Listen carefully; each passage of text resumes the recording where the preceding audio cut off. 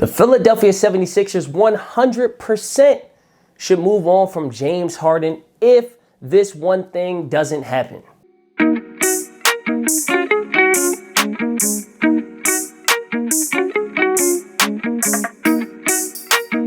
What's up, YouTube, and welcome back to the Sixers Break Room. I've been going for a minute, but I'm back. I had to make this video. I know I've been busy, I appreciate everybody who's sticking around. I've lost a couple subs here and there, but those of you who are still rocking with me, I appreciate you. I'm telling you, there's more content coming. Just been super busy, but I got to talk about James Harden and this report that he's considering going back to the Houston Rockets. I mean, truthfully, I'm not really that surprised by this report, and I think that the Philadelphia 76ers should consider moving on from James Harden if they don't win a championship this year, especially if they don't make it out the second round again. But let's get to that in a minute. James Harden is going to command a max contract after this season. We're very fortunate that he didn't get a max contract after last season. I think everybody expected him to get the max deal either with us or elsewhere. He decided to take a pay cut to help this team compete, to help this team build or sign some pieces to surround him and Joel Embiid. He was very generous to do that, but he's not going to do that again, which means next year,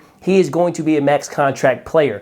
If we don't get out of the second round, as good as James Harden has been, I'm not blaming James Harden. I'm not saying it would be his fault.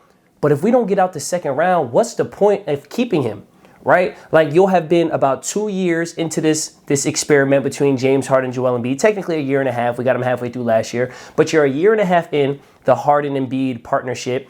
And if you have 2 postseasons where you're not even getting out of the second round, we're really not getting any further than we did without him. And so if you're not getting any further with him than you are without him, then you might as well move on from him. Would it suck to lose him for nothing, especially after we gave up so much? Yes, but sometimes you got to just cut your losses. Sometimes you can't worry about what you gave up to get a guy, and you got to just move on from that. You got to separate yourself from that and say, what's the best move going forward? James Harden is going to be, 34 years old. As great as he is, we all know he's not the player that he once was. The hamstring was an issue last year. He already got banged up a little bit this year. Plus, he's playing 100 minutes a game, so I expect him to get a little more banged up this year. Like, I just don't see how you give a 34, 35-year-old guy a max contract when for the year and a half that you've had him, you didn't get any further than you did without him. Now, again, none of this is to say that James Harden isn't a great player. None of this is to say that we will be a better team without James Harden.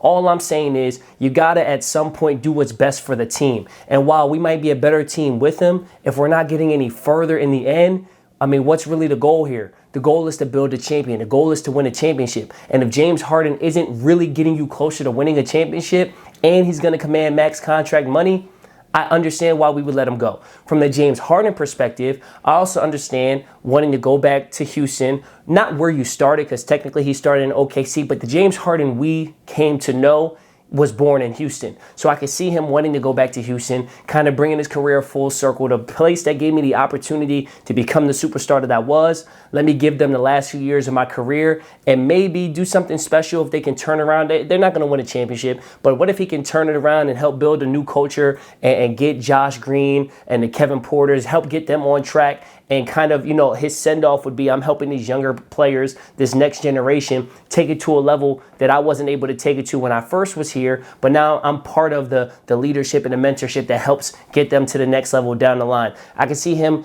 being a guy that would want to do that. That's legacy defining, right? Like, not everybody's legacy is built on championships, even though that's what the media wants you to believe. Some guys have a legacy, a very good legacy, and part of it is just helping a team reach another level, even if you weren't there when they reached that level.